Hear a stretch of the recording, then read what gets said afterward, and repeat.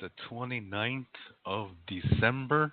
It is a sad day in Lakota history, and this is a day of remembrance for uh, the those who died at the Wounded Knee Massacre of 1890, and I'm going to discuss that. And this is very important to know about this incident. I want people around the world to know about this because in American history, this event, along with other atrocities that were committed by the United States, are being hidden by the United States. The United States does not want the world to know about these things that happened in their own country. So this is always the way it is. Yeah, that I think America really could take a lesson from Germany, as Germany is setting a really good example. Germany has also, in its past, committed horrible acts towards the Jewish people and gay people and gypsies during World War II, with the concentration camps and uh, and that was all horrible. Yes, I'm not trying to make this a which one is more horrible kind of a contest here, but um, everybody knows about World War II, and some people even deny that the Holocaust happened. Yeah, especially Muslim radical people really deny that. And this is a tragedy, of course, and at the same time, um, in America, they deny what they've done, yeah, to peoples that they are highly oppressed. And yeah, this is in Germany. The government has really done a lot of things to to you know to try to make things better. You know, every evening on German TV, you will see some kind of show about World War II. You'll see the footage, and this is done so that people don't forget, that people learn from this. Yeah, that people learn from this so they don't repeat it. So that way we know where to go. Yeah, we know which direction to go. I think that's a wonderful example that Germany is setting. And I think America really, really, really, really can take a lesson from Germany in that.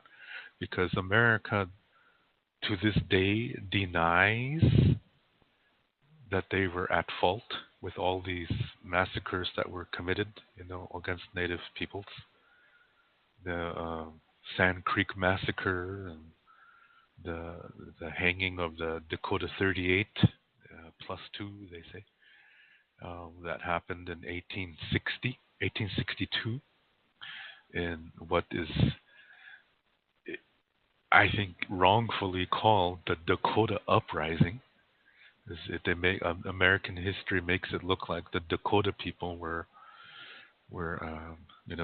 attacking for no reason, and that's what an uprising is. Yeah, to rise up against something.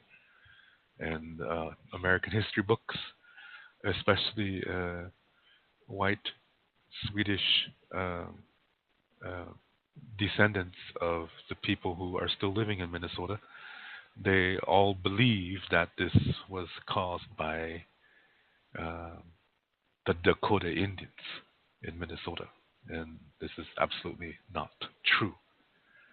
And that's another incident. Yeah, as horrible as it is, that's another incident, and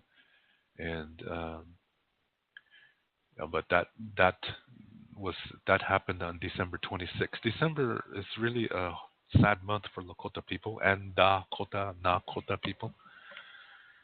Um, just to explain this really quick, I say three things. Yeah, Dakota, Nakota, and Lakota, and really we're the same nation, and we're called Ocheti Shakoi. This is means the seven council fires.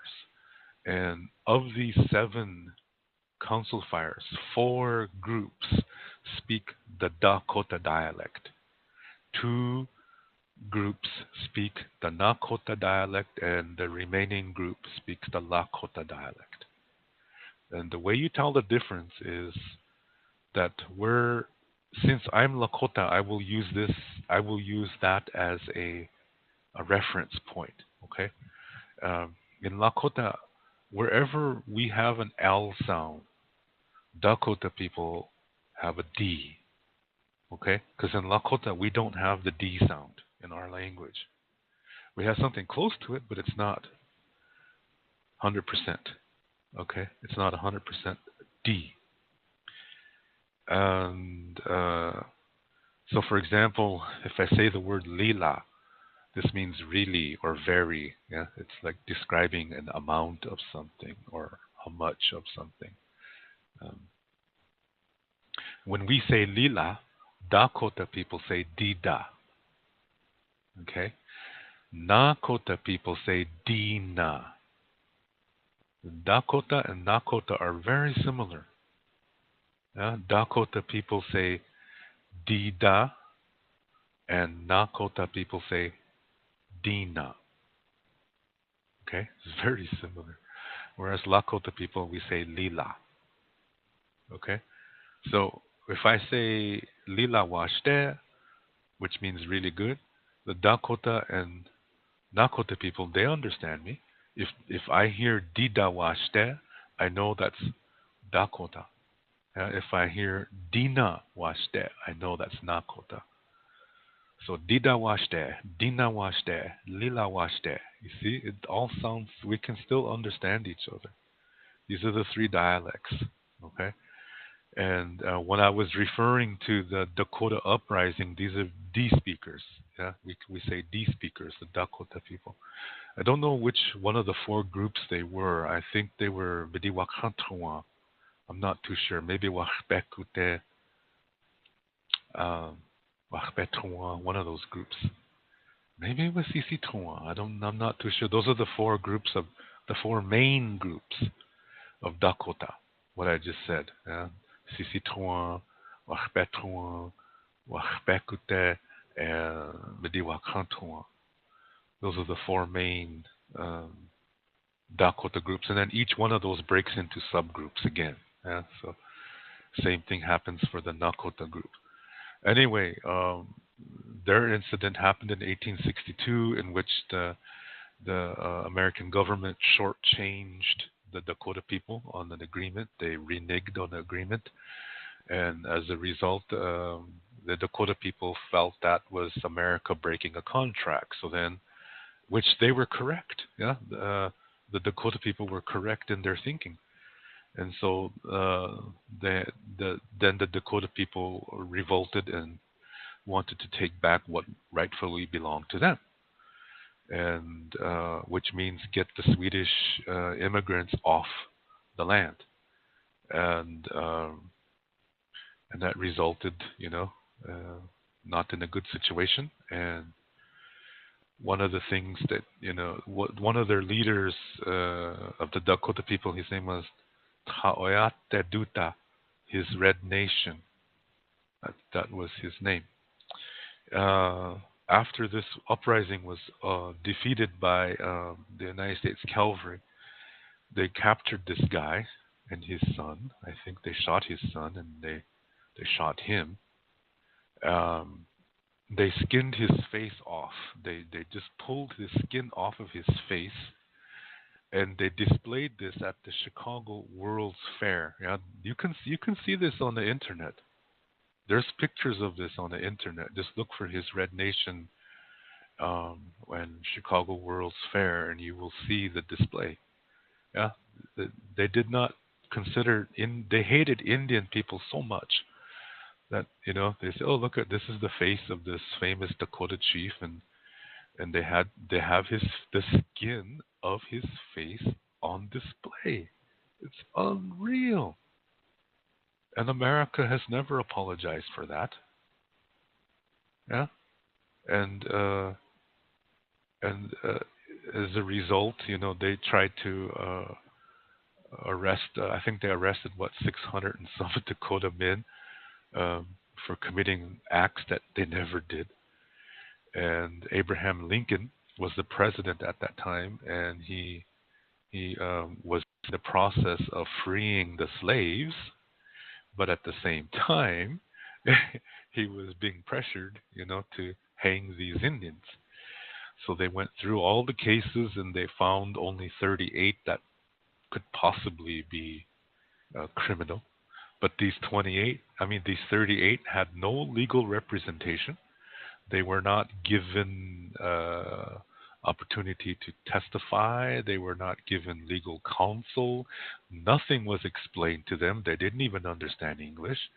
They just read a bunch of false accusations against them without any evidence and condemned them to die. And a special device was made for this, in which they were going to hang all 38 at the same time. This is the largest mass execution. Let me say that again.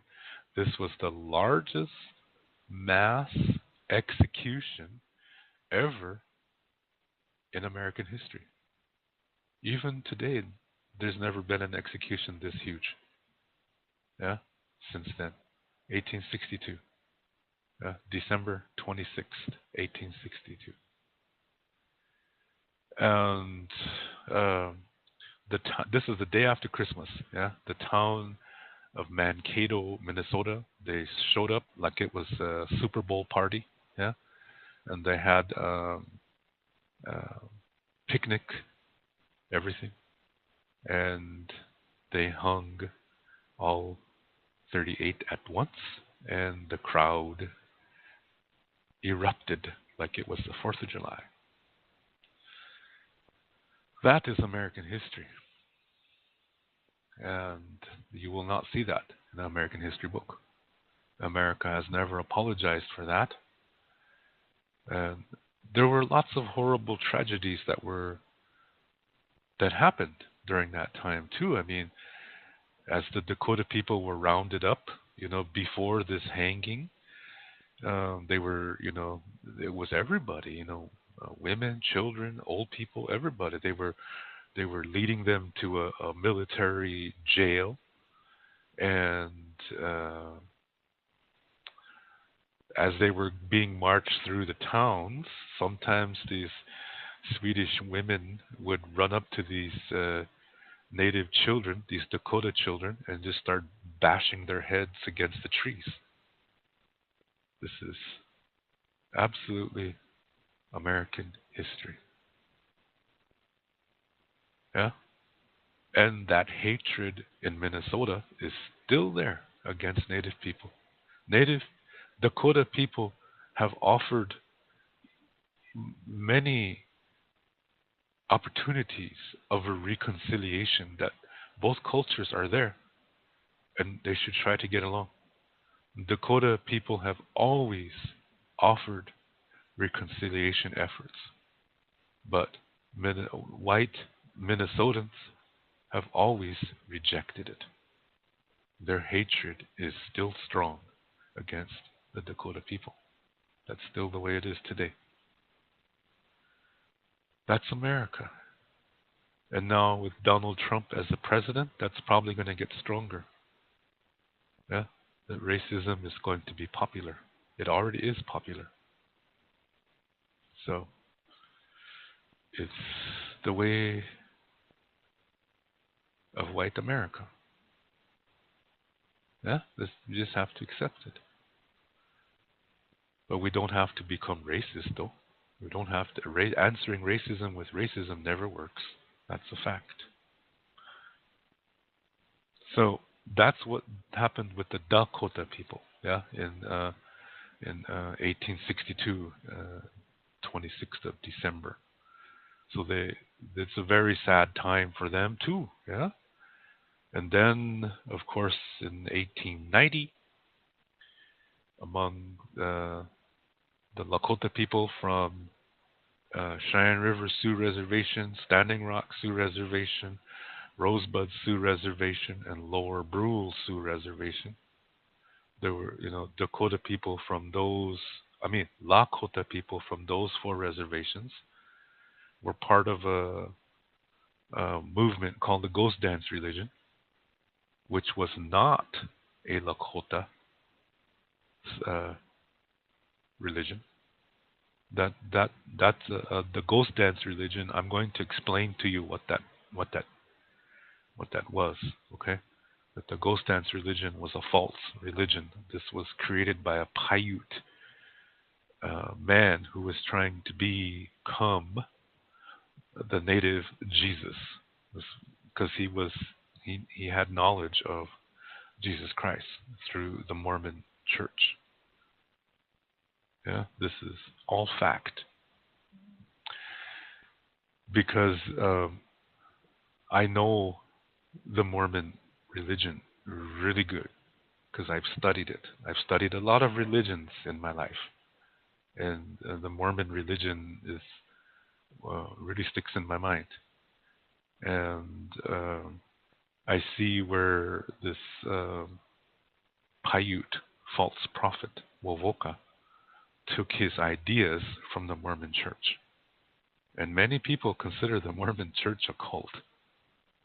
So that shows you that the Ghost Dance religion really has a bullshit foundation. Yeah, and it was a false religion. And it used peyote.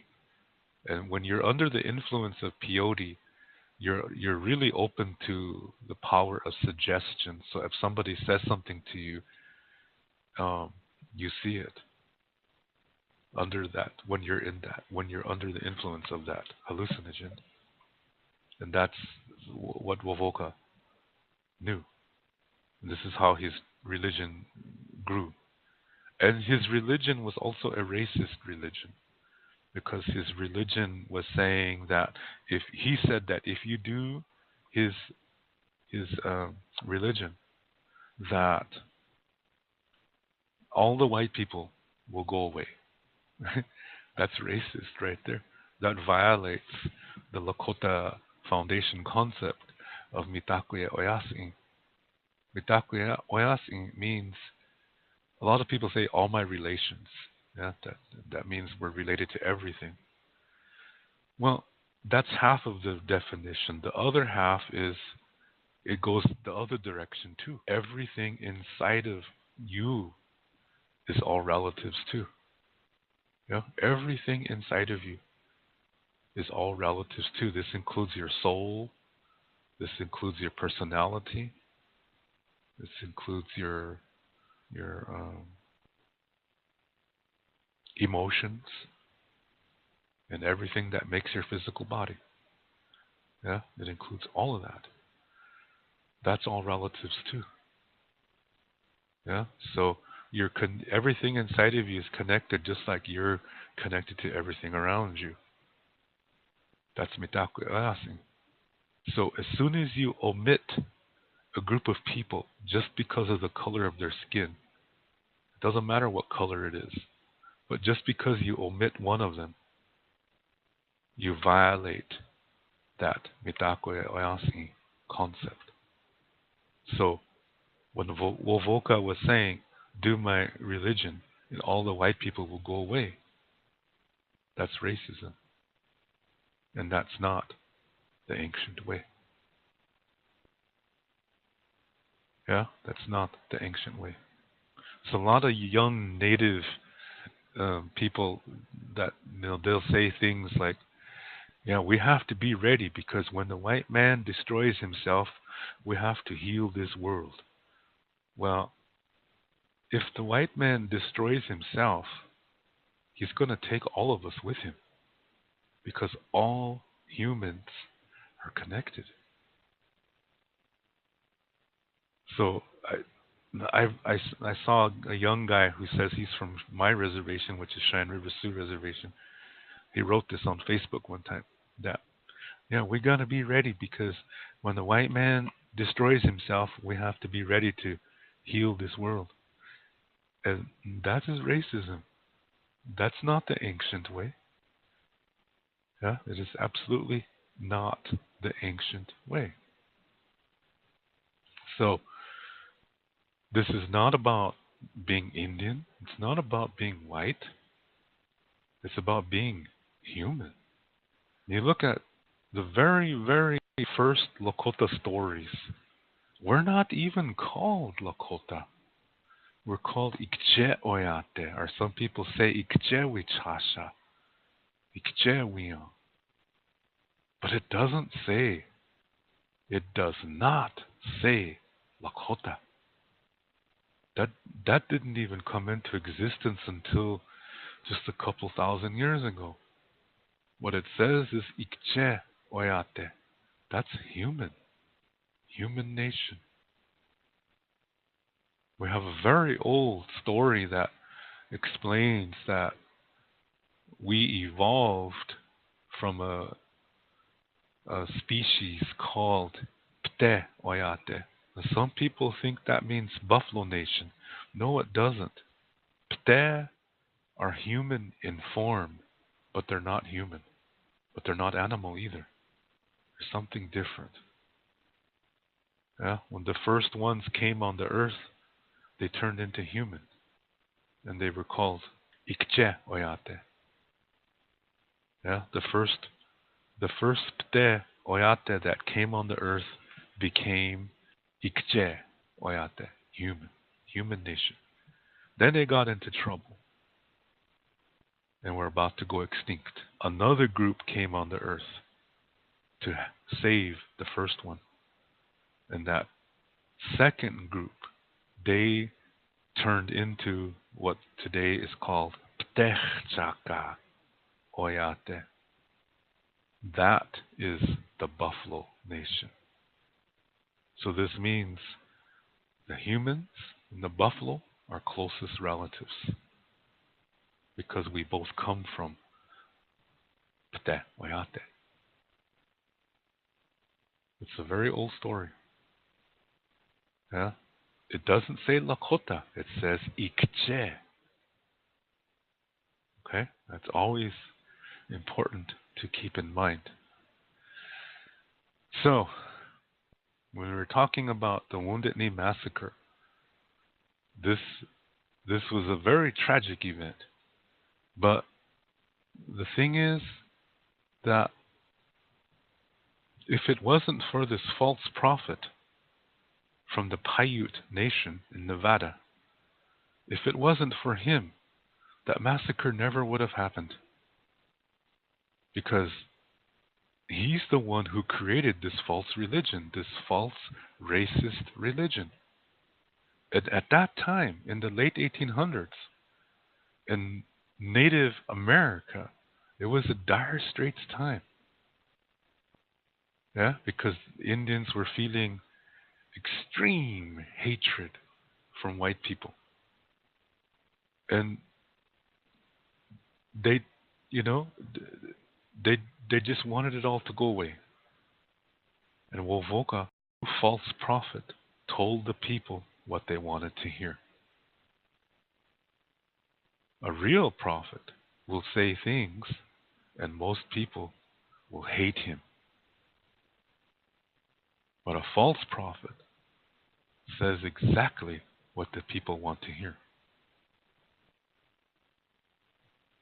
And at that time, a lot of Indians were just tired and weak in mind because they were not eating healthy foods and they, were going through difficult times and then,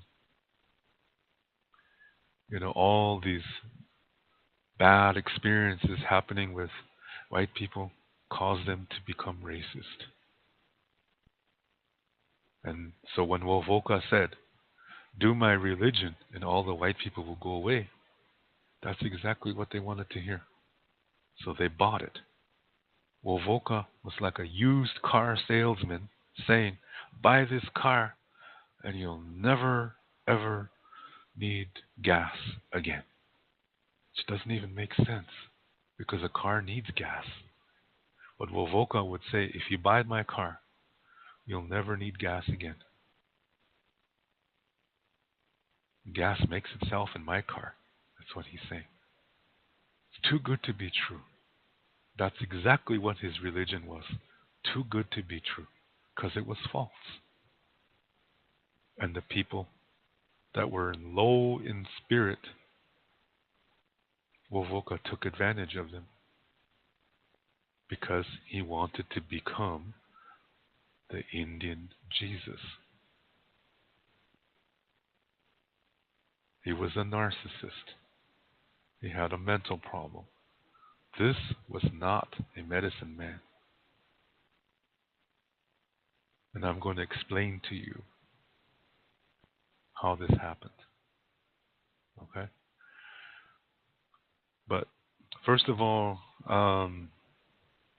before this massacre happened, there was, Sitting Bull was assassinated by his own people. And after that, Sitting Bull was the last great Lakota chief from the Hunkpapa Lakota people who today reside on Standing Rock Sioux Reservation and also up in Canada too. Some of his people are still up there. The descendants are still up there.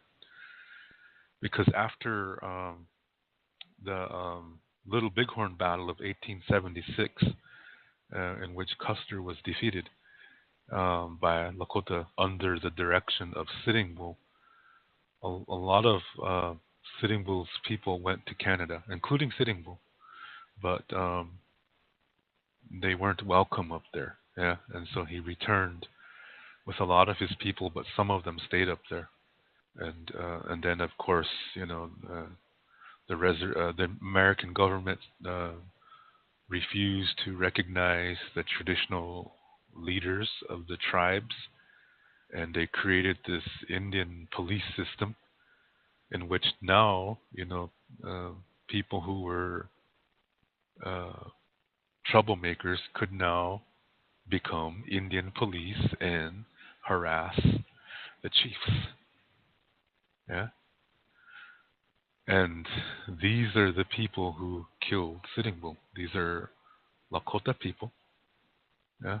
The Indian police officers were Lakota men. They were troublemakers. And they were, they were allowed to have guns. And in this way, they were able to harass those who used to be in traditional government. Yeah, so this is how they had two factions and on all reservations, the troublemaker Lakota people and the traditionals. So they wanted the government wanted Sitting Bull to quiet the ghost dancers, because America thought the ghost dancers were planning a revolt. Yeah, they thought they were planning a revolt against the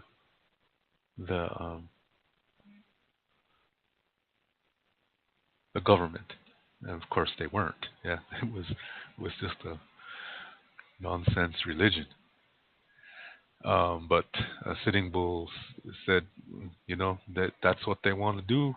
I can't stop them. He said that they have to find out for themselves.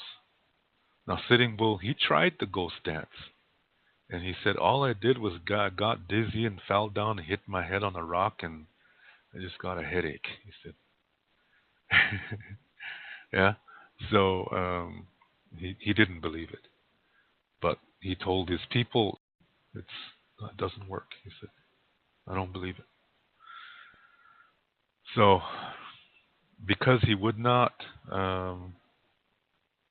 do what the government asked him to, the one morning the Indian police were trying to arrest him, and Sitting Bull supporters came out and next thing you know, the Indian police killed Sitting Bull, and then a little gun battle started between Sitting Bull's traditionals and the Indian police, and I think 14 or 15, 16 people were killed during that. Well, Sitting Bull's people started to get worried. The ghost dancers, yeah, they got worried, and then that's when they headed to Cheyenne River to speak with them and say, what shall we do?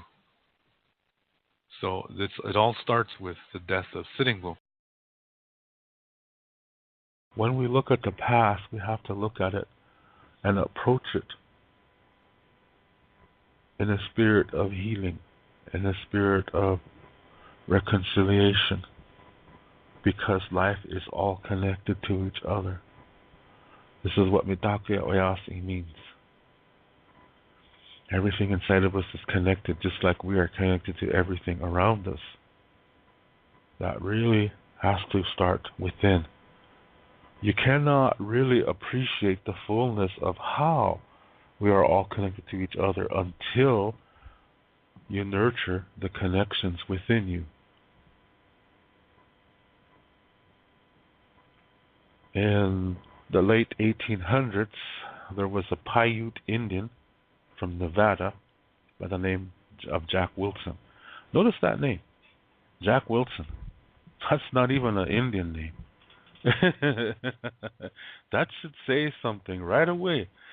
You know, when you're looking at the time period of the late 1800s, and there's an Indian guy with the first name and a last name that's not Indian, that should really draw suspicion immediately. Yeah, why? How come he had that name? I don't know. But what I do know is that he learned things from the Mormons. The Mormons have some interesting spiritual concepts, and he learned these. And he learned this idea of, of being a spiritual prophet. Learning about Jesus Christ and how he was the Son of God, and how Christians elevate Jesus Christ above themselves, saying that Jesus never sinned, that Jesus was a man of perfection because he was the literal Son of God. So this elevated him above others. Now, what is that telling you? That's duality. When you put yourself above others, trying to make others believe that you are more special than others, that you're better than others, you're an authority, this is duality. This is not healthy. And people do this by using all kinds of tricky methods, and these are fallacies. One of them is an appeal to authority fallacy. This is where people will get up in front of a crowd and they will say things like, well, I'm a sun dancer, and I have a pipe, and I have 4 Indian names, and I come from a long line of medicine men, and I'm a descendant of Chief so-and-so. For one thing, that's a breaking of the Lakota virtue of humility. Yeah, this is breaking a Lakota virtue. And when you break one, you break them all, because it's also showing disrespect for others because you think you're better than others. Today, a lot of Indians are this way. And this doesn't make you better. Like, I know people who are descendants of Red Cloud and of Sitting Bull and of Crazy Horse. I know them personally. They're assholes. Yeah? they speak Lakota incorrectly. In fact, there's a descendant of Red Cloud that comes over here. This guy can't even speak Lakota at all. And they all are living on the merits of others and not their own. They want people to say, wow, gee, since he's a descendant of Chief so-and-so, he must be just like him. That's not true. That's not how it works. We're each responsible for our own communication, which also means we have to make our own reputation. Yeah, that's what I mean when I say a fallacy is trying to get others to raise you above them, to put you up on a pedestal. Another fallacy is to get you to be all emotional and then appeal to that. Like they'll say, think of somebody you loved in your past life, and they died, and you wish you could be with them again. You wish you could see them again. Well, if you just follow my belief system, you will. Yeah? Because in my belief system, there is a God, and God talks to me, and He told me that we can be with our loved ones who passed on once again and be in a place that we'll always be happy, where there's no pain and nothing bad. So this is appealing to your emotion, so that you get all emotional and it's something you want, and it also shows that you don't have peace in yourself yet. In the Lakota tradition, we have a 1 year of mourning ceremony. Well, after that year is over, we need to be in peace with it. Sure, we missed them, but life continues, and new people will be born that you have to teach. That's the cycle of life, and we understand that when we come to peace within ourselves.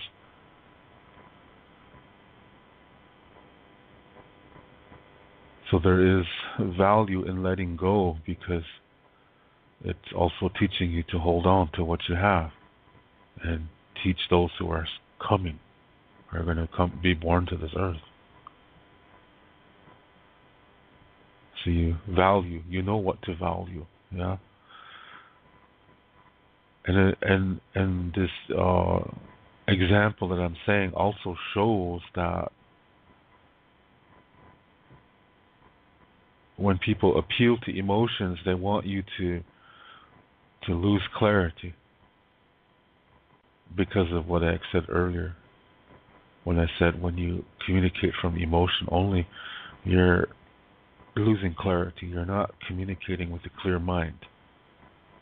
And that leads to lots of other unhealthy things like racism.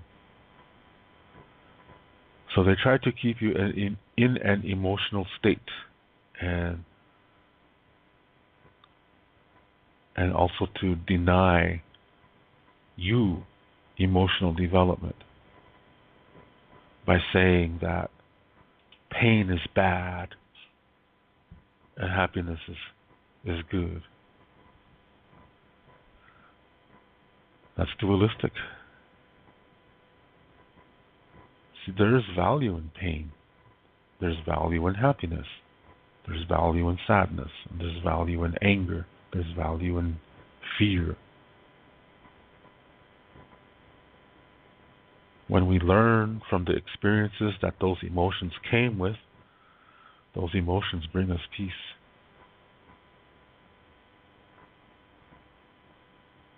But dualistic people stay in that emotion and they define them, yeah, as good or bad, and that we should only be with this one. That's living in an emotion. So people who appeal to your emotions are trying to keep you from being you. Well, that's breaking a virtue again of respect and compassion and wisdom. Because when you live in duality, you don't have wisdom. You might have some experience, but you don't have wisdom. So living in this dualistic way breaks Lakota virtues. I shouldn't say Lakota virtues because these virtues exist all over the world. Yeah?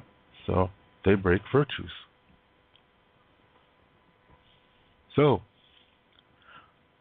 that's what you learn in Christianity. You learn to separate yourself from others. That, to follow a certain God's word and teachings will lead to a place of eternal happiness and no pain. Early Indians didn't like this concept because in early Indians they saw the value of pain. That once you learn it,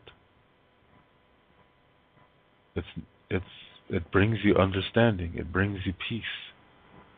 Going through sadness and anger and fear, there's value in those emotions. They bring you peace. They help you to develop emotionally, and then you can develop spiritually.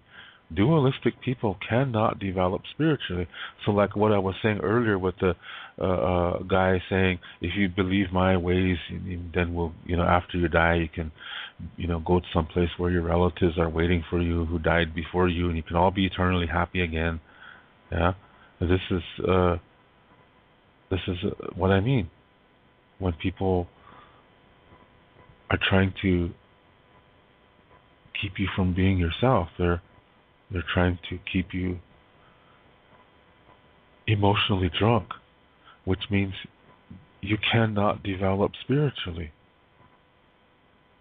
So they're really disrespecting you. That's what Christianity teaches. That's the underlying thought. Now, I'm not saying this as an attack, okay? But this is from the Lakota Star Knowledge perspective. This is duality. Religion is duality. So it sets people up over others when they say, "I am a priest, I am a bishop, I am a reverend, I am a father."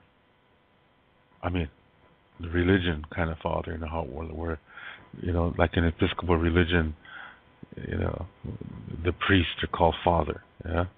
Or, so I don't mean, father, where you're a dad. I don't mean that one.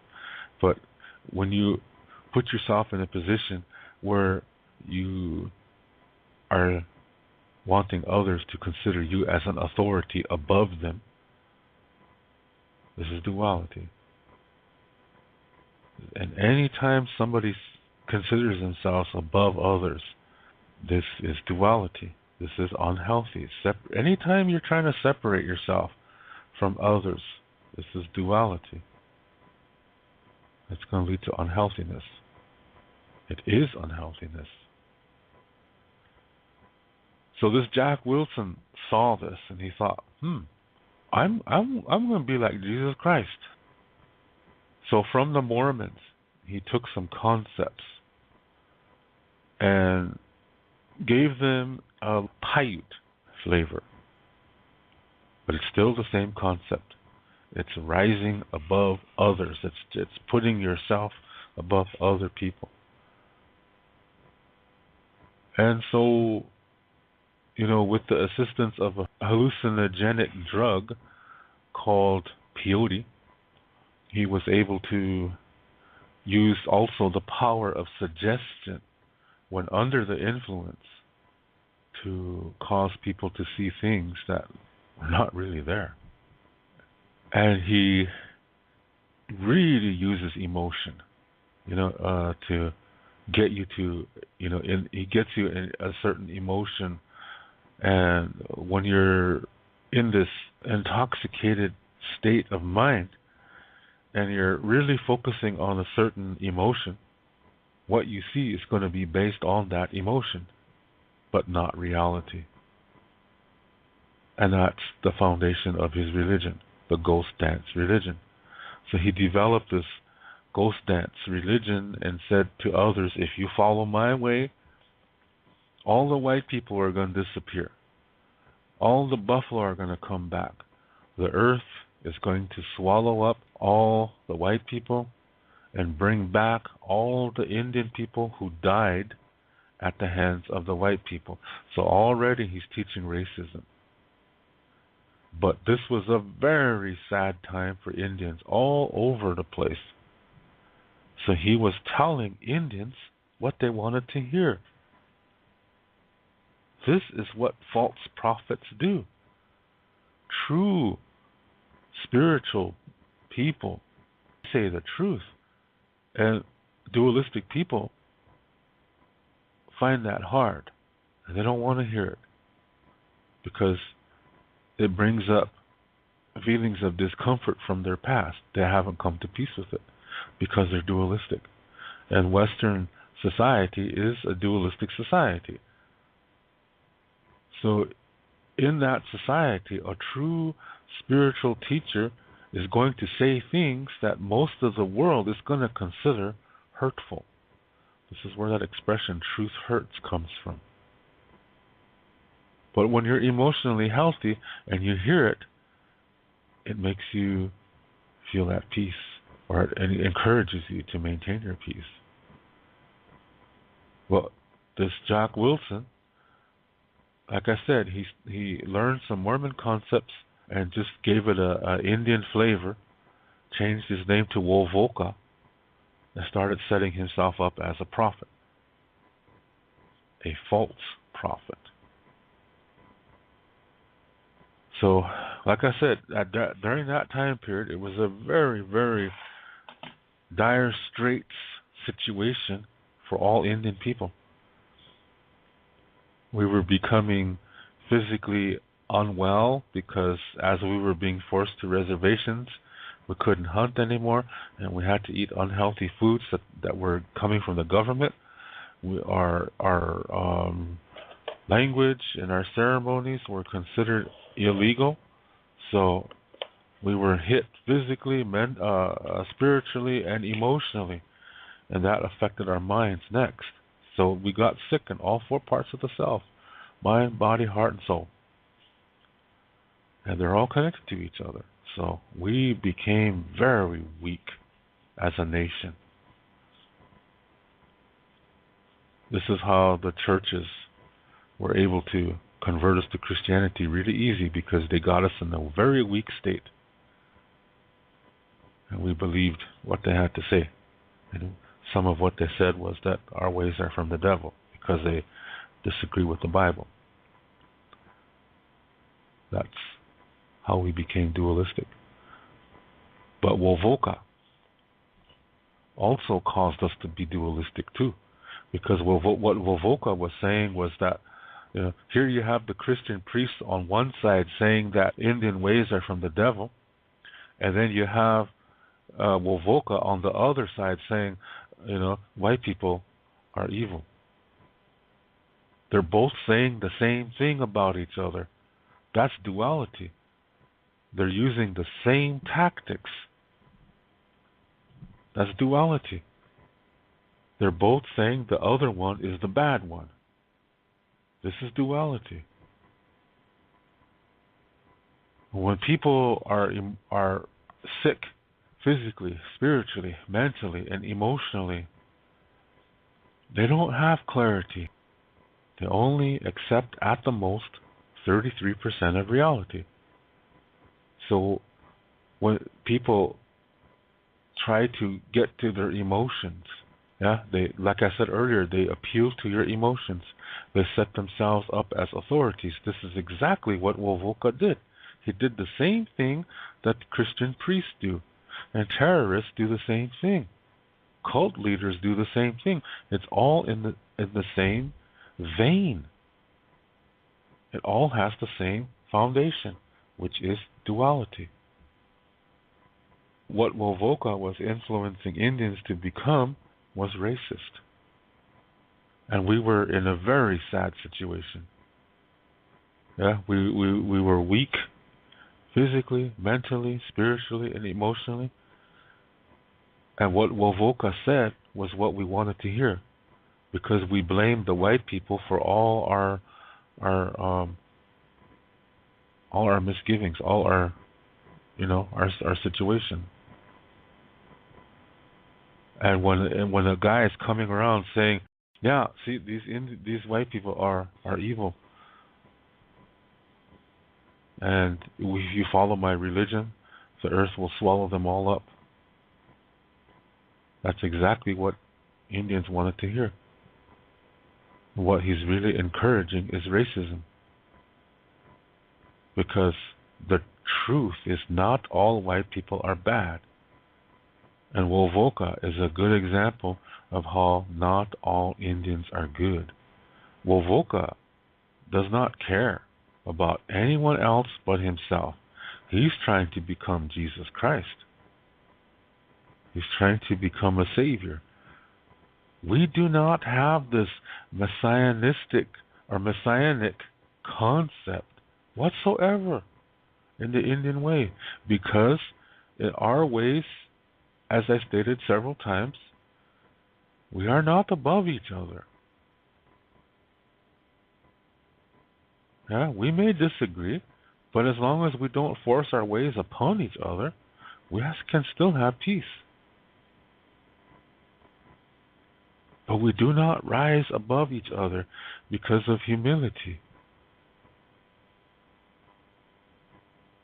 So Wovoka is breaking that. He's breaking Indian concepts, and at the same time, he's saying white people are bad. That's not humility. When you are a racist, you are not humble. You are breaking virtues here.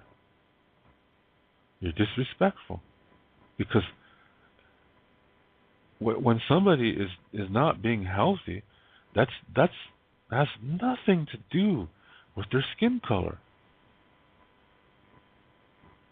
There's good and bad wherever you go in this world.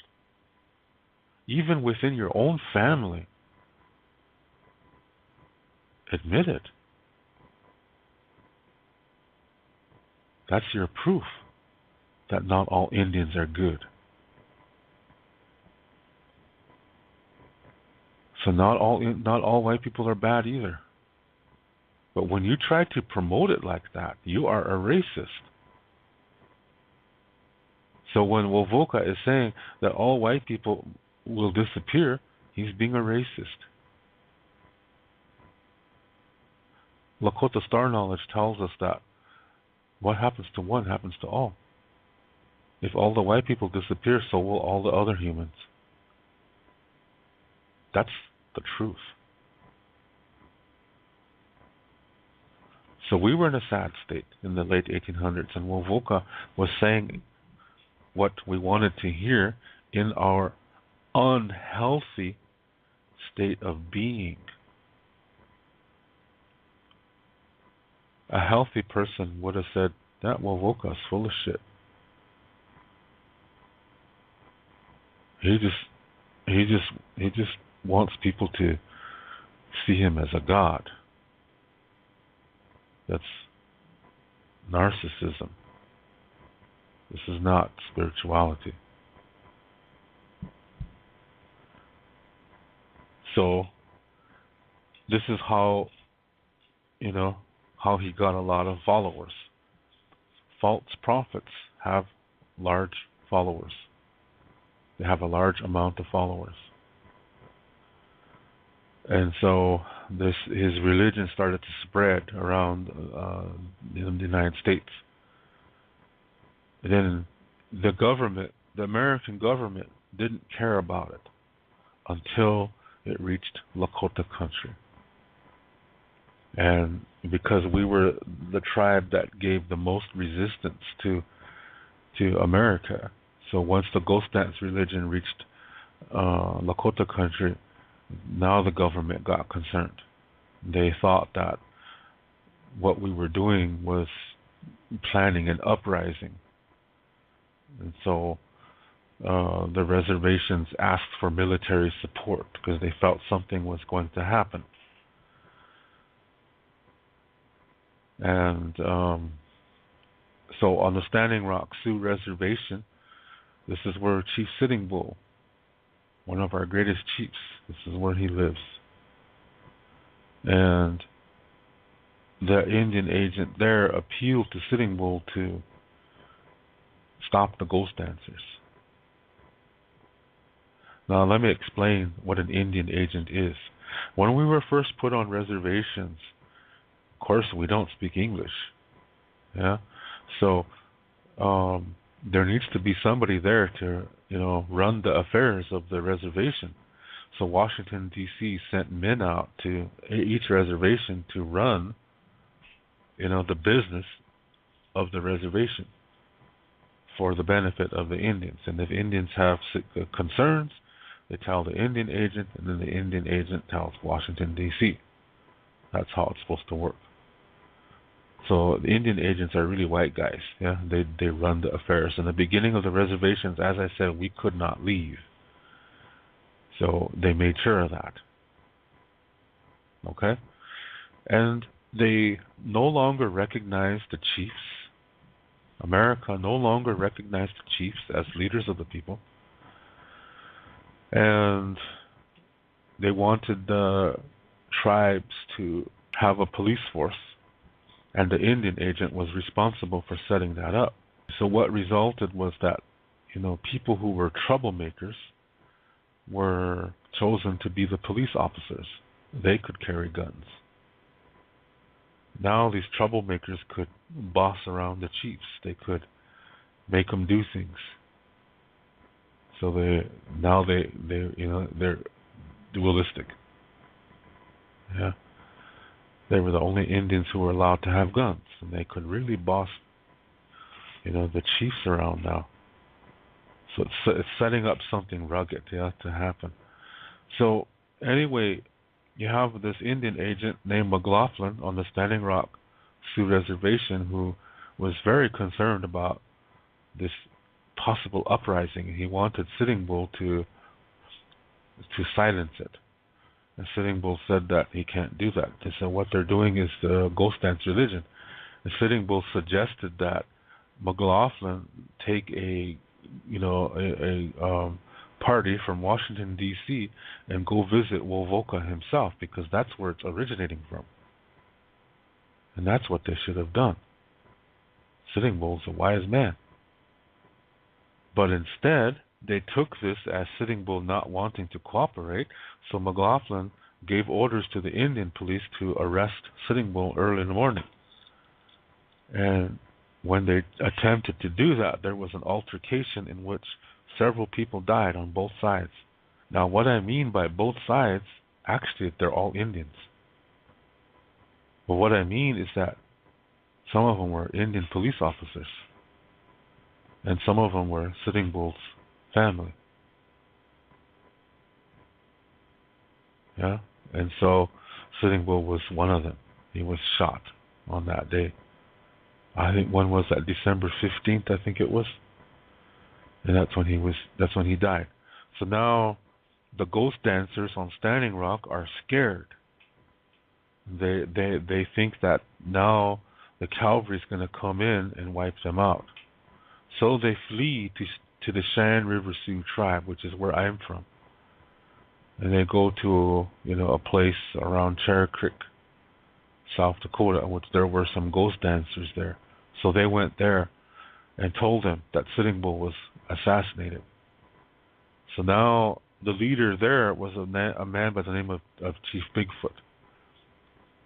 And so he said, well, Chief Red Cloud kisses American ass. Chief Red Cloud tried to sell the Black Hills for just his family. This he's got his nose so far up American ass that he really is a traitor to Lakota people. He started off kind of questionable, and to keep his status as a chief, he had to do some good things for the people. But overall, this was a very, very ruthless leader. He played a role in the assassination of Crazy Horse. He wanted it all for himself. That's the kind of guy he is. But the bottom line is that America listens to Red Cloud. So Chief Bigfoot and the people from Standing Rock decided the only way to stop an attack is to appeal to Red Cloud and have him tell Washington, D.C. that they do not want a battle. They do not want a war. Because the American government is not listening to the real leaders of the Lakota people, but they will listen to the traitor, Red Cloud. The Lakota traitor, traitor against his own people. They will listen to him. So that was the plan. So they headed out. Now it's December. December is really a dangerous month out in nature because the blizzards are really, really bad. So now these Lakota people from Standing Rock and Cheyenne River are going to head over to Pine Ridge to appeal to Red Cloud to tell the military not to attack. On their way, they meet people from Rosebud and Lower Brule. These are ghost dancers too. They joined the group because they heard, they heard the same news. They were afraid too that they were going to be attacked. This was a small group, people. This is a very small group, not more than 350. So what this is telling you is that only a handful of Lakota people were following this false ghost dance religion. They were desperate. So they were on their way and they got stopped at Wounded Knee Creek. And the cavalry was the same cavalry that was defeated by Sitting Bull in 1876. So what was that, 14 years later? The 7th Cavalry was rebuilt. And now they have the Indians surrounded. They are seeking revenge. So they stopped this Indian group and they went in there, took all their weapons. A Catholic priest went in there. It's a Jesuit priest went in there, did the last rites. The Indians had no idea what was going on. But they wanted peace. They wanted to show that they were peaceful. So they gave up their rifles. But they had no idea what was about to happen. And what was about to happen was planned. Because, like I said, a Catholic priest, a Jesuit priest went in there and did the last rites. Then the cavalry fired in. Helpless, old people, women, children, and killed most of them. They massacred them. And this is where we have to stop for a moment. This is sad. We have to express what we're feeling for those of us who are sad. And some people, this angers them. Right away, they want to say, this is how white people are. This is not true. Not all white people are this way. Not all Indians were ghost dancers. Most of the Lakota people were not. Not all Indians are good. In the ghost dance religion among Lakota people, somebody, before this massacre, I think it was his name was Kicking Bear, had this vision of a shirt that if they wore this shirt, the bullets from the cavalry would not even touch them. That the bullets would stop in the air and just fall on the ground. So he instructed people to make these shirts. And these were the ghost dance shirts. The Lakota ghost dancers are the only ones who came up with this concept. So as you know, as the massacre was, this Wounded Knee massacre was about to happen, everybody was putting on their ghost dance shirts. And Kicking Bear saw people falling to the ground. The shirts were not working. So he threw himself on the ground, started throwing dirt on himself. Then he was killed. The whole religion was fake. All because a Paiute Indian was trying to become Jesus Christ. That's the truth. We have to look at it. Yeah, we have to stop and look at it and say, yes, this is. It's going to make some of us angry. It's going to make some of us sad. It's going to make some of us scared, and even some of us happy. We have to examine that. Yeah, and we have to look at it and say, we have to be careful not to communicate only from that emotion. We have to look at the whole situation. The bottom line is not all Indians are good. Not all white people are bad.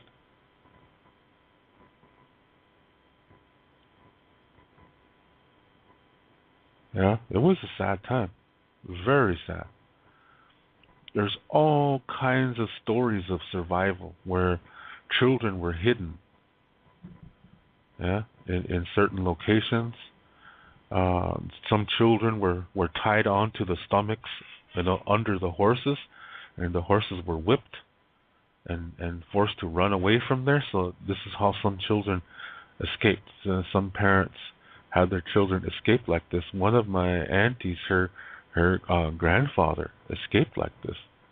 He arrived at a place. A lot of these children arrived at a place on the Cheyenne River Sioux Reservation, a community there, and these horses came running in, and the people there were just astonished because there were children tied to the stomachs.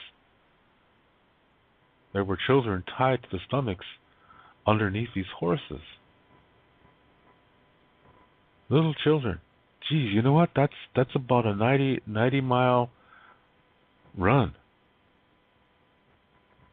Maybe it's even over 100 miles. It's amazing.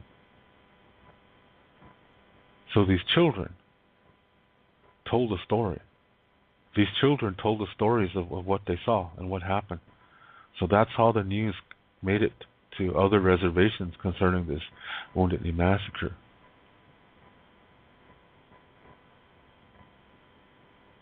So this is it's just amazing when you hear about these things, yeah. And when I first learned about this, it really made me sad. Yeah, it really made me cry. Little children, tied to the horses, and they just ran and ran and ran and ran. The horses seemed to know where to go. Yes, they found this community, and that's where they ran to. Today, that community is called Trakini, on the Cheyenne River Sioux Reservation. So Trakini has something to do with the survivors of the Wounded Knee Massacre. So soon after that massacre happened, the blizzard really got bad. And so they just, the soldiers left, and 2 days later, the Indians from Pine Ridge went over there to check out the situation, and there were a little bit that were kind of, still living. So they took them to a nearby church, and they set up kind of like a what do you say, triage? There's like a hospital there. That whatever victims that were still alive, they brought them there. And there is a very famous picture taken of that church. Because, see, 2 days earlier, that community was celebrating Christmas. So on the wall, in the background, you see peace on earth, yeah, to all, peace on earth to all men, or something like that. There's it's written on the background, peace on earth, and you see all these Indians that are about to die in the picture. It's so tragically ironic. And when these people from Pine Ridge were looking at the aftermath, they found children hidden in bushes, in ravines, and these are babies. and they found one baby still trying to suckle from its mother. The mother was killed. She was stabbed. And really sad stories. Yeah. So those children grew up on the Pine Ridge Sioux Reservation, but they are not Oglala. Yeah. They're either from Cheyenne River Sioux Reservation, or they're from Standing Rock, or they're from Rosebud. Because that's who these people were in that massacre. So again, the people who were massacred at Wounded Knee were not from Pine Ridge. They were not Oglala. Yeah, so they were raised, by Pine Ridge families, and people say that this community on the Pine Ridge reservation, called Wounded Knee, that they're descendants of these survivors. So they married into the Pine Ridge Lakota people, but they're not really from there. Do you see what I mean? That's the extent of it, yeah. And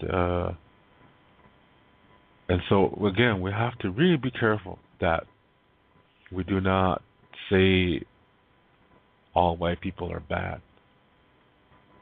That's not the truth. Because not all Indians are good. So the question comes to mind: if someone had stopped Wovoka, would the Wounded Knee Massacre have happened? No, it wouldn't have. What was his motivation? What was his motivation to do what he did? His motivation was he wanted to be Jesus Christ. He wanted to rise above others. If it were not for this ghost dance religion, the Wounded Knee Massacre never would have happened. That is the fact. We have to face that. But we have to be careful not to be judgmental either and say that if it weren't for this son of a bitch Wovoka, these people would have never been massacred. We have to be careful. It is true though, but we have to be careful. Because we might stay in that emotional state of anger. And pretty soon we're going to say all Paiutes are bad. Do you see what I'm saying? So we have to really, really, really be careful about that. Instead, when we're looking at the past, we have to do it in the same way that we look at our own past. And it would be beneficial if we did that in a healthy way. When we're establishing peace within our lives, we have to face our past and come to peace with it. so that when we think about it, it doesn't bring in any emotions anymore. And that way we enjoy our blessings. We enjoy the good memories even more, because that's medicine. If we do not come to peace with our past, we are stopping or slowing down the medicine of our good memories. Do you see what I'm saying? So we have to be this way first before we can look at an incident like the Wounded Knee Massacre. Because we have to learn from that so it doesn't happen again. We have to talk about it, but with the goal of reconciliation. And I don't see that happening right now. Today, people look at it and say, shit, that's the white man. See, this is what the white man does. And next thing, they go around, they see a white guy at the gas station or a white guy at the store, and right away they want to hit him just because he's white. That's racism. My mind, I'm thinking right now, see, I've been to Switzerland many times, and I met with people who lived in the mountains. These are white people, and they live with nature. They know, the clouds. They don't know the scientific names for them. All they know is that when it does a certain thing or when it's shaped a certain way, they know what the weather's going to be like for the next few days. They know how to read the weather by looking at the clouds. They feel nature. They feel the spirit of nature because they're connected to nature. These are white people too.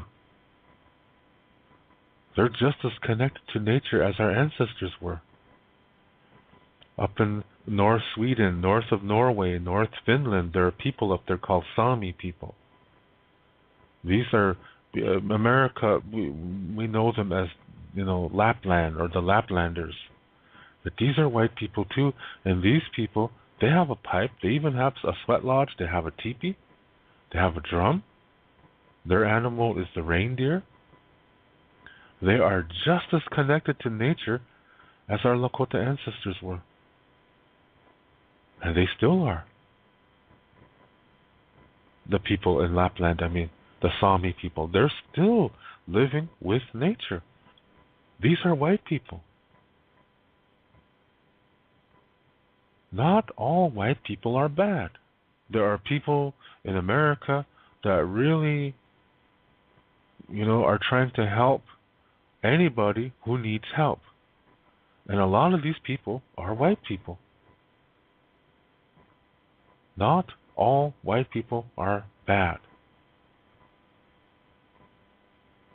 You cannot judge an entire race of people based on one white person or one person of that race.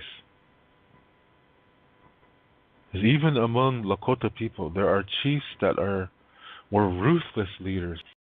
I'll give you an example. On the Rosebud Sioux Reservation, when the reservation time period started, there was a man there by the name of Spotted Tail, Sintegleshka, Lakota. And this Spotted Tail was like Red Cloud in that he kissed American ass. He was a traitor to his own people. He would tell, the Indian agent, yeah, this one man, he's talking about overthrowing the cavalry, so you better arrest him. So the next day the cavalry go and arrest that guy. Turns out it wasn't even true. That's the kind of trouble he started. But because he was willing to, spy on his own people or spy against his own people for the Indian agent, Spotted Tail was allowed to have a gun. So he would go among his people and threaten them with that gun. So he would tell the tribal council, okay, this is what I think should happen. And if anybody on the council disagreed with him, he would confront that man in private with a gun. And he would say, "You better do it my way, or you're not going to live." He threatened people with their lives. Is that a good Indian? No, it's not. On Pine Ridge Reservation, Red Cloud he played a role in the assassination of Crazy Horse. These are two Lakotas going against each other. Was that a good Indian? No, it wasn't. And you have the false prophet Wovoka, who wanted to be a messiah. He wanted to go down in history as the greatest Indian ever, created a religion that resulted and ended in the Wounded Knee Massacre. Was that a good Indian? No, it wasn't. That whole massacre could have been avoided if it were not for that religion. It's just as dualistic as Christianity because it has good versus evil.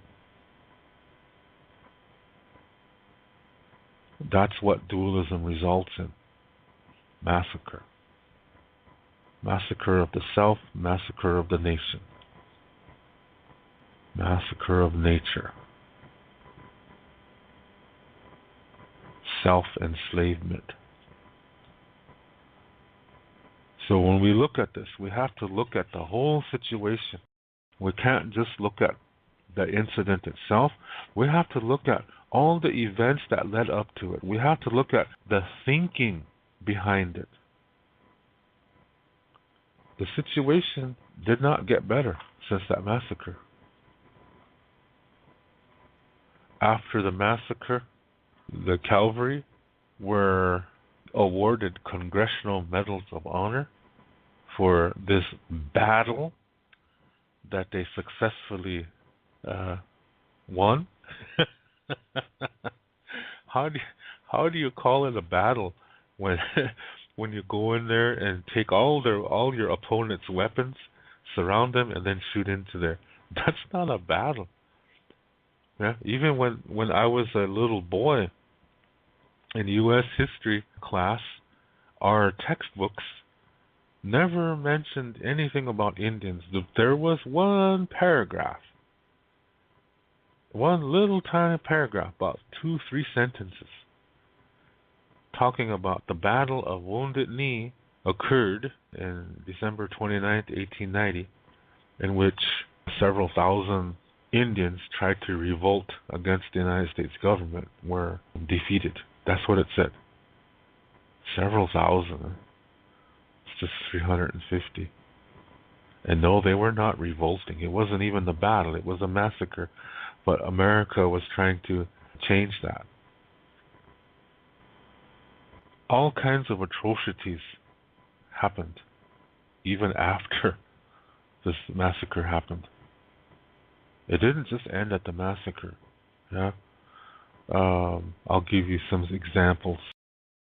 See, a lot of the army guys, they knew that museums would pay good money for some of these things that the Indians were wearing. And so they were taking the ghost dance shirts off, moccasins, necklaces, pipes, anything of cultural significance. They took off the Indian bodies and they were going to sell them to museums. And in one instance, there was a moccasin that was on the baby, and the guy got one side off, but one he couldn't get off because the baby was shot, and there was blood that went down its leg and into the shoe. And because of that blizzard that happened after the massacre, the moccasin froze onto the baby's foot. So what the soldier did was he cut the foot off and took the foot with him. And until the 1990s, that foot was on display at a museum in Kansas. 1990s. These ghost dance shirts ended up all over the world. But also in the 1990s, there was a museum in Scotland, and the person up there, the curator, he was going through the inventory to see what they all had, because not everything was on display. So when he was going through the inventory, he found this ghost dance shirt, and he was like, "Holy crap! Where did this come from?" So he started his research, and he realized it came from the Wounded Knee Massacre. He was shocked. You see, people from Ireland and Scotland and Wales are in the same boat as oppressed peoples all over the world. They are and still are oppressed by the British, the English government still oppresses them. Their history with England is not good, just like our history with America is not good either. So they know what it's like to be oppressed. So he contacted some, I think it was Lakota Times newspaper back then about this, and they got some people together, and a Lakota delegation from Cheyenne River went over there to Scotland, and they saw the shirt, and they did ceremony for it to release any true that's in the shirt. True is spiritual essence that comes from, people who wore that clothing, or it belonged to them, or they made it. Yeah. So to purify that and neutralize that energy that's still in there. So they did that, and then they brought the shirt back to South Dakota. Do you see? Not all white people are bad. This is a white guy from Scotland who reached out to the Lakota people and said, "I have something of yours and I want to return it." See, not all white people are bad. When you hear Indians saying, "The Washichu this, the Washichu that, the white man this, the white man that," that is a racist. And what's really funny is that the Indians who do talk like that, they say, "Oh, I'm not a racist. I have friends all over the world. I've been to Russia. I've been to Germany." Yeah, but that's because they are embarrassed to be white. And they accept an Indian oppressing them. They want an Indian to oppress them because they're ashamed of being white. That's duality too. That is also unhealthy. That is an extreme expression of low self-esteem. That's what racists want. Like attracts like. Oppressors attract victims. That is still racism. When you are ashamed of your own race, you're still a racist. It's an inversion, but it's still racism.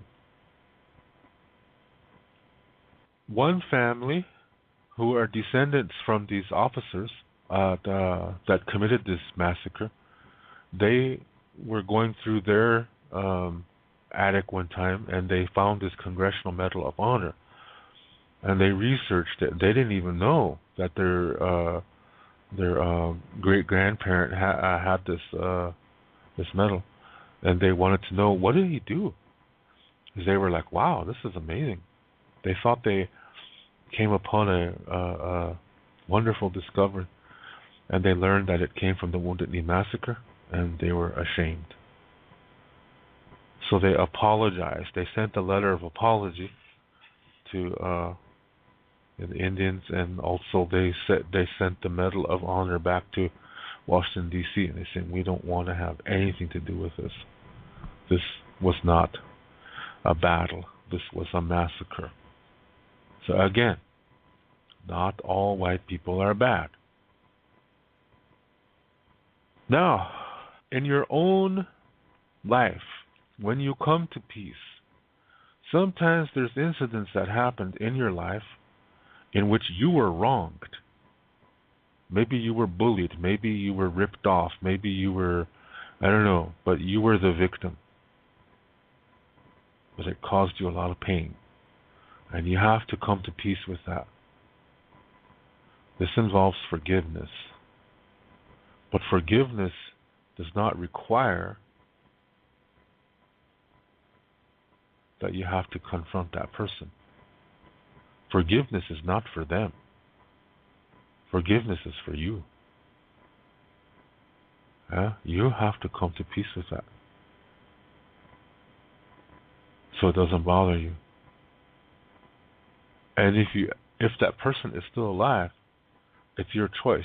You can go to that person and say, concerning what happened in the past, I just want you to know I forgive you. And then leave. Because you do not need outside validation. When you're a healthy person, you have self-esteem, which means you do not need outside validation. And then you just leave, let them go. They might still be angry. I mean, they still might be, they might try to belittle you some more, but you just let it go.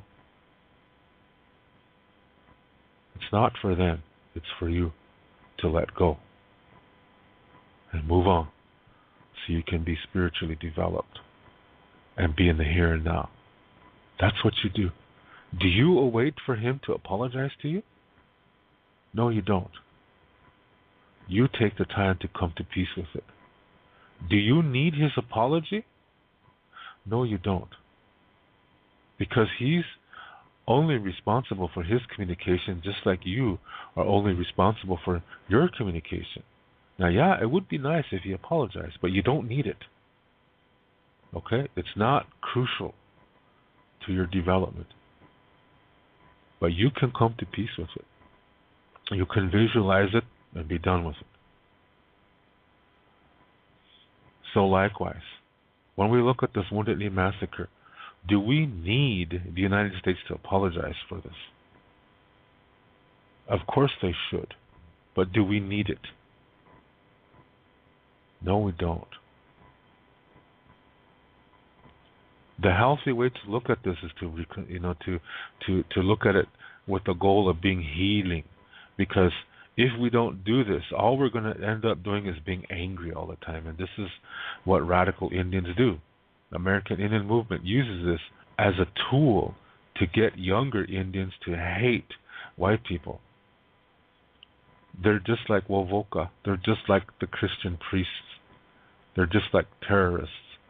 They're just like cult leaders. They want you to get in the emotional state of anger and to keep you there and keep telling you that all white people are this way. Don't trust the white man.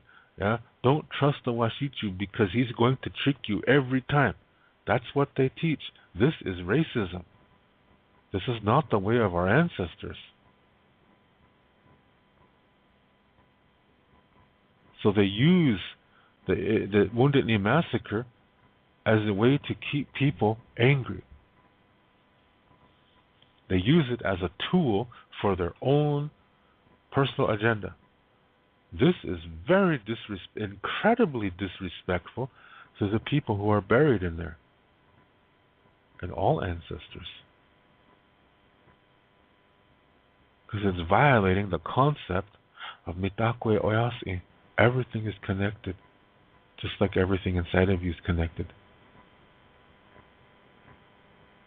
When you try to separate yourself from others, you're violating what Mitakwe Oyasi means.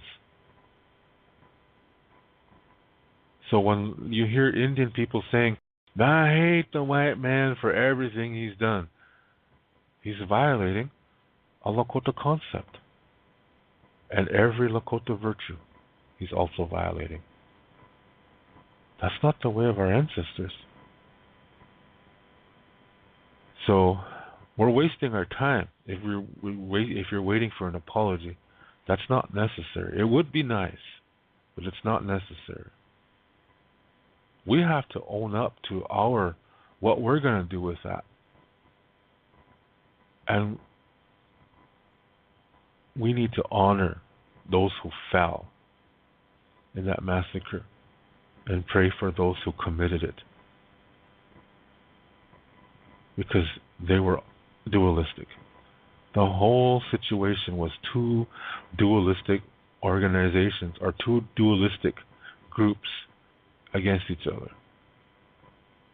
It was like an abused wife meeting the abusive husband. That's exactly what happened. And this was nurtured by Wovoka's so-called religion. Do you see what I'm saying now? He was perpetuating unhealthiness. He was perpetuating Indians to become victims to an abusive military,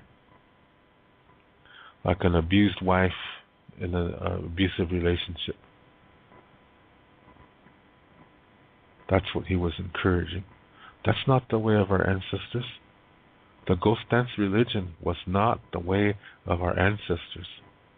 That was a man-made idea founded upon Mormon religion, which is also a man-made religion, as are all religions. It's not the way of nature. It violates nature to be that way. That shows you an Indian man who wants to rise above others and be seen as a messiah by telling others that they are the chosen people and that the others will disappear off the face of the earth if they just follow his religion. This is a madman. This is a racist. This is your evidence that not all Indians are good. Now, we always have to remember that. Good and bad exists in all races, even within your own family. Not everybody is good.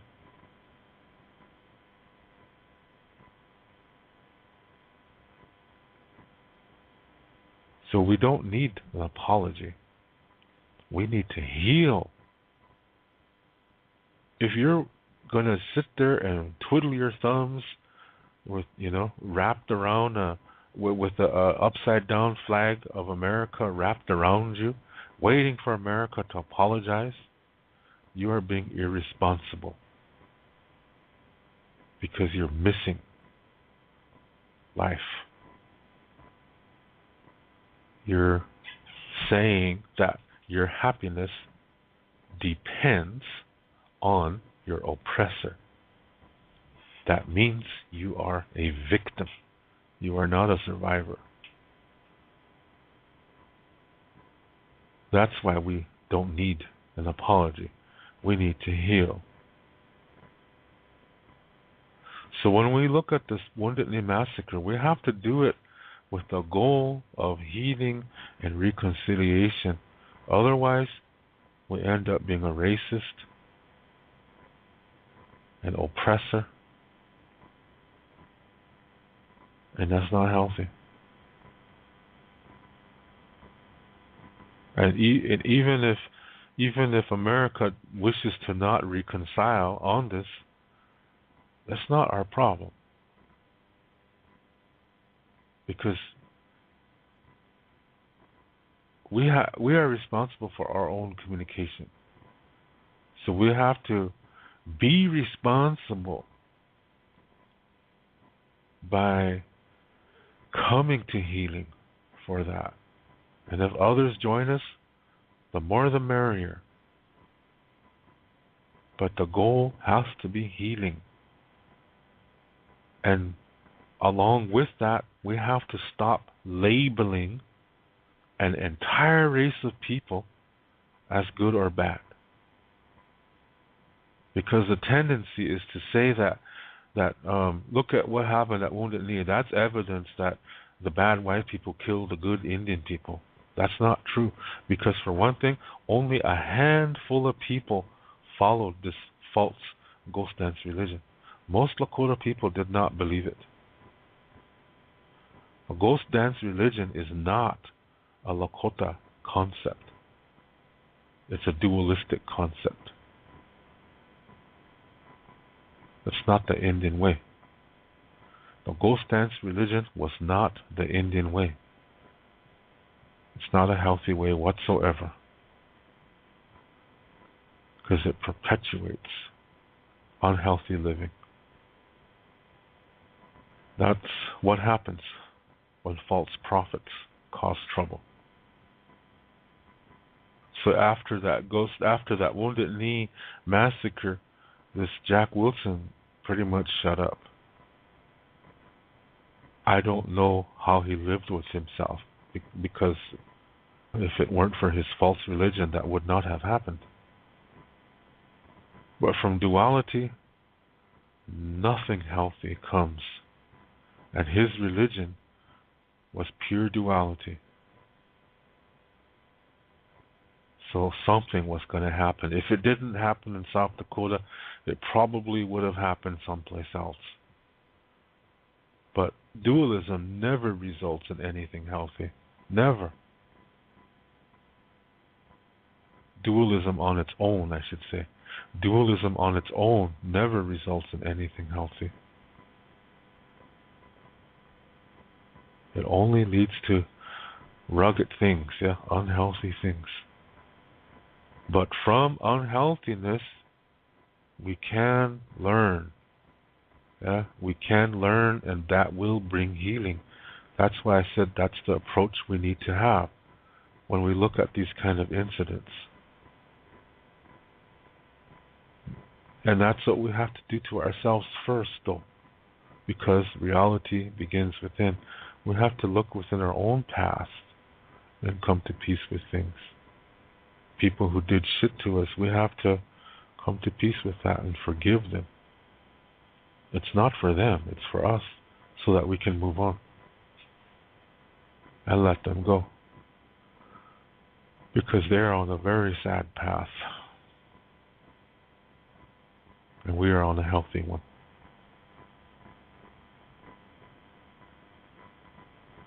That's the true nature of forgiveness. So that's the way to look at it. But if the result is that you end up calling all white people bad or anything like that, you're on the way to your own massacre. So think about that. So I just wanted to say these things, and I say this in utmost respect to the people who lost their lives there, and the people who were led on, who were tricked, and my hope is that their souls are continuing to develop. We learn from our miscalculated decisions. That's the most important thing. Is that we learn from it and heal. That's what brings peace. So that we can honor them in a respectful way. But if you have one tinge of hating white people because of this, you're not on the right road. You're not on the road of healing. You are not on the red road. You are not on the healthy road. And you're headed for your own massacre. I want the main message to be healing and peace and reconciliation. That's the most important thing, because those ideas come from the Lakota prayerful expression, Mitakuye Oyasi. That's what the universe is founded upon. The universe is not founded upon hate. It's founded upon peace. All universes are founded upon that. Peace is not happiness. Peace is just being. Happiness is part of a learning process. The goal is not happiness. The goal is peace.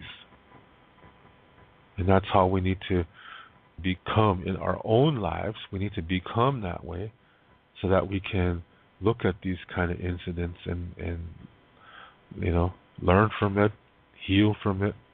And that's how we will honor those that fell at that massacre. But if you hate white people, then you are dishonoring the ancestors, including those who are buried in that mass grave. Now, in the 1970s, this this grave site was in really bad shape. This Wounded Knee Massacre grave site. Weeds all over the place, trashy around the area, and the Pine Ridge Sioux tribe refused to maintain it because they said, those are not our people in there, so why should we take care of it? You see, not all Indians are good.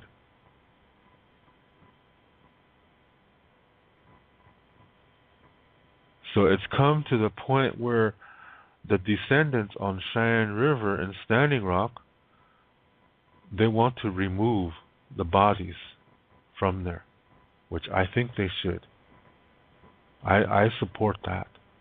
That they remove the bodies from Pine Ridge because those bodies, they're being grossly disrespected by the tribal government. And they're grossly being disrespected by the Pine Ridge Sioux tribal government. So I think those bodies need to be exhumed and moved, to a place where Cheyenne River and Standing Rock connect to each other, because the two reservations are connected to each other. So I think that's where they need to be, to be moved to, so that they will be honored more appropriately. Because right now the Pine Ridge Sioux tribal government doesn't really give a shit about that, because they say, well, those are not our people, which is true. They're not. Those are not Pine Ridge people in that gravesite. So, and now we have this situation where the land where this grave site and massacre site are located is actually owned by a white guy. Now, how did that happen? Yeah, that happened in the early 1900s when land on reservations were cut up into little parcels of land of 160 acres, and they were given, each family got a parcel of land, and some Indians couldn't do anything with the land, so they sold it. And the only people that had money were white people. That's how it fell into white people's hands. Now, the massacre site and the grave site probably should have never been included in that. It was called the Allotment Act, but they did. Yeah. So whose responsibility was that? Yeah. Who put that massacre site and that grave site in the as part of the Allotment Act? I don't know who did, but the bottom line is it was. So that's how it fell into non-Indian hands. And now the guy who owns it now, he wants to sell it for several $1 million. He says that he wanted the Pine Ridge tribe to buy it so that they could make millions from it. He said they could make an amusement park there. Jeez, an amusement park on a massacre site. Yeah, that's like putting up a German Disney World at one of these Nazi concentration camp sites. That's unheard of. It's racist. So what this guy wanted, he's a racist, yeah, and he wanted the Pine Ridge government to buy that land for several $1 million. Pine Ridge Sioux tribe had a appraiser go to that land, and they said it's only worth $15,000, so they didn't want to buy it. And it's so sad because the bodies that are in there are not from Pine Ridge. So I think there's a part of Pine Ridge that's saying, why should we buy it? Those are not our people. So do you see? Not all Lakota people are united. That shows you again, the situation among Indians is not always good.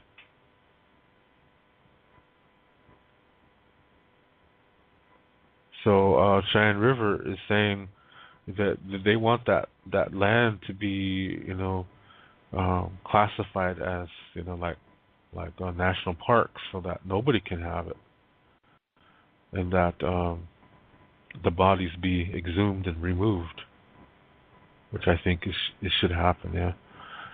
So It's crazy, yeah. The whole situation is crazy. Now we have this.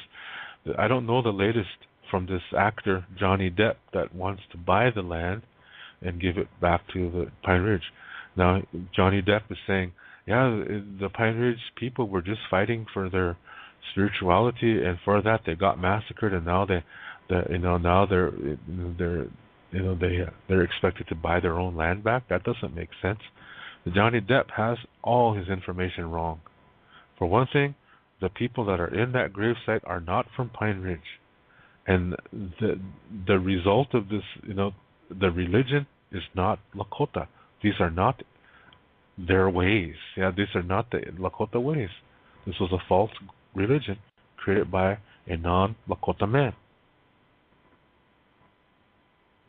So it goes to show you that Johnny Depp is probably just doing this as a media stunt to keep him in the limelight, yeah, to enhance his mysterious persona, and which is kind of rugged because he does have the money to do it. So it's just a tricky situation, and the bottom line is to look at it as a healing experience. And how can we heal from this? How can we come to peace with this? And it begins within you. You have to come to peace in your own life first before you can come to peace with this. Otherwise, you end up being a racist, and you lost yourself. Yeah, you're eroding yourself away. So that's very important. My goal is peace. My goal is reconciliation, and it is to follow or do anything that follows that concept of mitakuye oyasi. Mitakuye oyasi does not include hating white people. Yeah? Mitakuye oyasi includes all people, because we are all connected to each other. We can either nurture that or not. But nurturing it brings peace. But it begins within you, because Lakota Star Knowledge says reality begins within. You have to look at the whole situation as much as possible. Now, every year they do a memorial ride from Sitting Bull's home in Little Eagle, South Dakota, on the Standing Rock Sioux Reservation. They begin there and they do this memorial ride from there to the Wounded Knee Massacre site. And I think we have to be careful when we're doing that, because if the result is you have young people saying that, well, we're doing this because it's along the frequency of, hey, Indians are better, then I'm against the ride, because that's not the purpose. But if they're doing this in the spirit of we have to come to healing, we have to reconcile, then I support it. So it's a tricky situation, because I think a lot of the young people that are on this ride, actually they're very emotional, and they're focusing on the anger, and that's disrespectful. So I think my hope is that there's really wise leaders that are guiding this, that are reminding, hey, we cannot hate the white people. Not all white people are bad. Not all white people are evil. And not all Indians are good. When we get into desperate situations, sometimes we make wrong choices. And sometimes it ends up in a situation where it's too late to learn from it, and we end up dead. Like what happened at Wounded Knee. So what I talk about on this show is living a healthy life so you don't end up in your own massacre. One more thing I wanted to say is concerning this tu, this spiritual essence. It's sometimes when an incident happens that's so traumatic, that involves a lot of people, that some of their tu remains in that location. And so when you walk in that location and you don't even know what happened there, you get a weird feeling. Yeah, it's like sometimes it even makes you sick physically. So that's an evidence that something happened there. Well, that's how Wounded Knee used to be too. That people would hear things, and this is not the souls. Now, the souls have moved on, but this is like a residue, yeah, like a recording of the event, and that's what people were hearing. So this ride that I was mentioning earlier, part of that included blessing that area to neutralize the energy there. And once they did that, they stopped hearing these sounds. Yeah, but the souls have moved on a long time ago. They were not trapped. Yeah, souls cannot be trapped, but they could leave a residue behind. Yeah, it's like a recording, and that's the energy of the event is still there, and that can be neutralized. Then all that goes away. That's what happened. And like I said, when you look at this, look at it in the spirit of learning, but don't blame anybody, because blaming only traps you, and people will end up either being ashamed of themselves, or they end up feeling better than others, and this is unhealthy. Yeah, so what I say is, learn from this as much as you can. Don't just read one book. Yeah, read a whole bunch of books. Look at a lot of information, because not everything is true that's written about this incident. But there is some information out there that is. That's why you have to go through it, yeah, sift through it. So let's honor these guys, and by living our lives in a healthy way. Okay? Uh-huh. So with that, I thank you very much for taking time to tune in and listen to this show. I really, really, really, really appreciate it.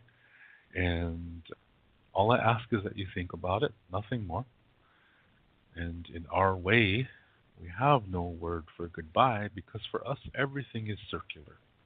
So it's only about beginnings, starting over.